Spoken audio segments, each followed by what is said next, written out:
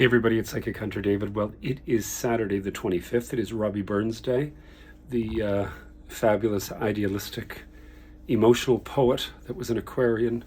God bless him, he died young.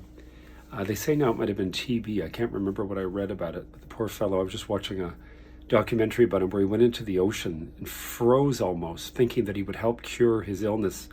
I mean, in those days, it could have been cancer, it could have been anything. God bless him. Anyway, so he left us a lot and great scotch. In his namesake, anyway. Well, it's okay, scotch. I like their special blend. Anyway, so I am working, so give me a call, Zoom and phone. And one of the things that's really interesting about the energy that we've got going on, everybody keeps talking about, and they've made it into a media hype. So it goes a little bit, I guess they're trying to do something sort of other than the news about Donald Trump, President Donald Trump, who's really a mover and a shaker at the moment, by the way. The thing that's really quite interesting is the alignment of planets. Now, you know, if you really listen to most of the really great astrologers, it is really more of an astronomy aspect. Excuse me. I don't get myself too caught up with that. I think the bigger thing, and it is wonderful that it's also the Chinese New Year, which I think is fantastic. And I'm also a snake, so next year is going to be apparently the year of slither through and get it done. The one thing that's more important really is Wednesday. And the new moon in Aquarius, because Pluto is here, it's almost direct to Pluto. And we've got all of this energy sort of hitting right now, pushing everything forward into this absolute new agenda. It is not solely President-elect Donald Trump. It is an agenda in the world that is going forward. And part of what's taking place here is a grasp to the past to such a degree. And you know, if you're kind of with it, that it's a fear factor. You know, progression is fearful for the human animal. And there's always this belief that if we go back to the 1940s, everything was so wonderful and the big band music was great and the hairstyles and the clothes. Well, I hate to tell you, but it was really a very difficult time. And most people were under tremendous fear, still struggling and suffering from the difficulties of food and food rationing from the war years. So, I mean, sorry, from the Depression, whilst being in the war years. So, you know, you have to understand that the Victorian era was not an easy era.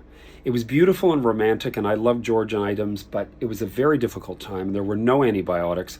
Women were treated worse than they've ever been, bound like you wouldn't believe. And I mean, I think we have to look at things honestly, and I am a romanticist, but I'm also someone who's progressive, and you want to look at the whole story here, that everything wasn't perfect. So many friends talk about things have become so bad, and I was like, well, you wouldn't have been a woman walking in the Lower West Side of London in the Victorian era alone, let me tell you.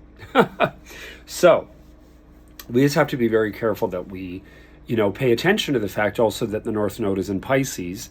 And of course, Pisces has the aspect of Saturn and Neptune sitting there for now. They're both going to move to Aries, which will be the big turnover about economy. And Saturn rules banking. Neptune, of course, is extremely creative and extremely romantic, and it's the 12th sign, and extremely emotional. So these two things going into the beginning, meaning Aries, the start, and also sitting with, you know, the progressive aspect of Mars, you know, just do it and ask questions later. It's going to be an intense time. We're in it anyway. It doesn't matter who the leader is, who's in charge. It's an intense period of time.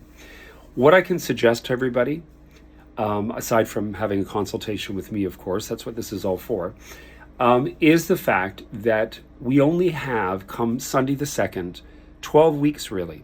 It's actually come Saturday the 1st, but the 2nd, of course, is Groundhog Day, and it's for good reason, because no matter what, we have 12 weeks till May 1st.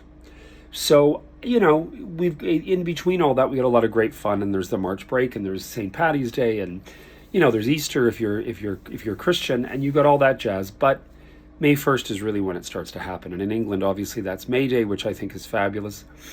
So let's just look at the fact that we've got a 12-week cycle ahead of us, where we can make some pretty damn strong changes to the things that we know are not working.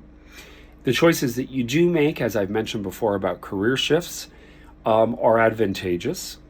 And the fact that you work on all the things that have really annoyed you. I'm sick of this, I'm fed up that. Me, it's eating sugar because I get addicted to, at one point, butter tarts, and then I have to have a donut, and I'm not overweight. It's It's an addiction because of boredom. So you want to be able to be careful about all these things. So it's paying attention to those things and starting to work on them. And give yourself sort of a chart and say, I am going to change this direction and benefit by way of doing it. Whether it be debt, weight, diet, whatever our story is, make some positive steps and positive changes and make your sheet again.